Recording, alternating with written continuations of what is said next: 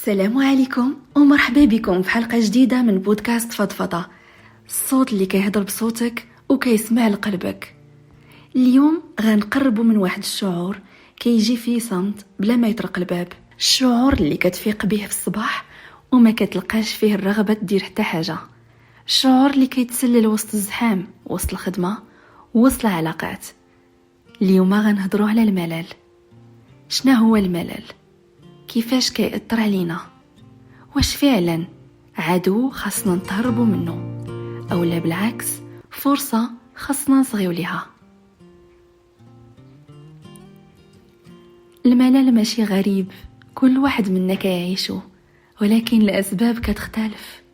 شي مرات كنملو حيت حياتنا ولات روتين آلي، كنفيقو كنخدمو وكنعسو وكنعاودو من الاول.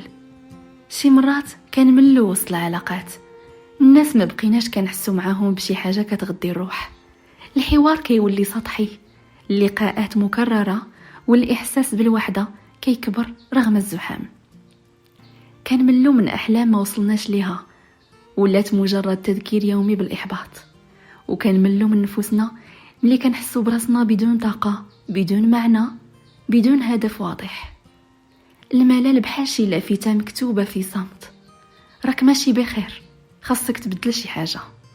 لكن المشكل هو أننا كنحاولوا نهربوا منه بلا ما نفهموه. كنلجؤوا للتليفون، للمسلسلات، للأكل أو حتى للسكات. واش الملل ضروري يكون عدو؟ في بعض الأحيان الملل كيكون دعوة للوقوف، بحال العقل كيقول لك اسمعني، راك غارق في شي حاجة ماشي ديالك. الملل ممكن يكون مساحة للهدوء باش تراجع فيها ذاتك، ماشي ضروري كل دقيقة من حياتنا تكون مليئة بالحركة والإنتاجية. الملل تقدر تعتبره مساحة بين جملتين في كتاب حياتك، أو لهدنة باش أنك تفكر. الفلاسفة والفنانين خرجوا أعظم أفكارهم في وسط من الملل. كاين اللي كتب رواية، أو اللي دار مشروع، أو اللي بدل حياته كاملة غير لأنه مل. الملل ماشي عدو، ولكن خصك تكون مستعد تصغي ليه. كنملو، ولكن ما خصناش نبقاو عالقين تما. نقدروا نبدلوا الفضاء، او نغيروا الحاله النفسيه ديالنا، نبدلوا البلاصه اللي كنتحركوا فيها، نبدلوا الغرفه ديالنا، نبدلوا ليها الديكور، نبدلوا زاويه الجلوس، الروتين اليومي، حتى الخروج الصغير. نديروا غير فطور في البالكون، او لا مشيه خفيفه، أو لا جلسة شاي في مكان جديد كتعمل فرق كبير. ثانيا، نجربوا الجديد بدون مثالية، ماشي ضروري تكون شي حاجة كبيرة. نقدروا نجربوا أننا نرسموا وخا ما كنعرفوش، نجربوا نكتبوا ولو خاطرة صغيرة، نجربوا نطبخوا ولو وصفة بسيطة، نلبسوا حاجة مختلفة، أو لا نغيروا البلاي ليست ديالنا. ثالثا، نسولوا راسنا أسئلة عميقة.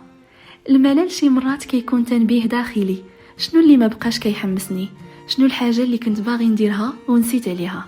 مع من باغي نهضر أو لا ما نهضرش؟ هاد الأسئلة كتقربك من ذاتك وكتخليك كتخرج من الطافو اللي فيه الملل. رابعا، نعطيو الملل حقه. ماشي كل لحظة خاصها تكون مليانة بالإنتاجية. الإنسان راه ماشي روبو، راه كائن حي، كيتعب، كيتعطل، كيمل. عندي واحد السر صغير، الملل ملي كنتقبلوه كيتحول لهدوء، وكتولي تقدر تسمع لقلبك. في الملل كاين صوت ما كيبانش، كيناديك باش ترجع لروحك. ماشي كل إحساس خاصك تهرب منه، بعض الأحاسيس خاصك تجلس معاها، تسمع ليها وتتعلم منها. وفي الأخير راه حتى الملل في حد ذاته دليل على أنك حي، لأن اللي ما كيحس بوالو هو اللي خاصو يخاف.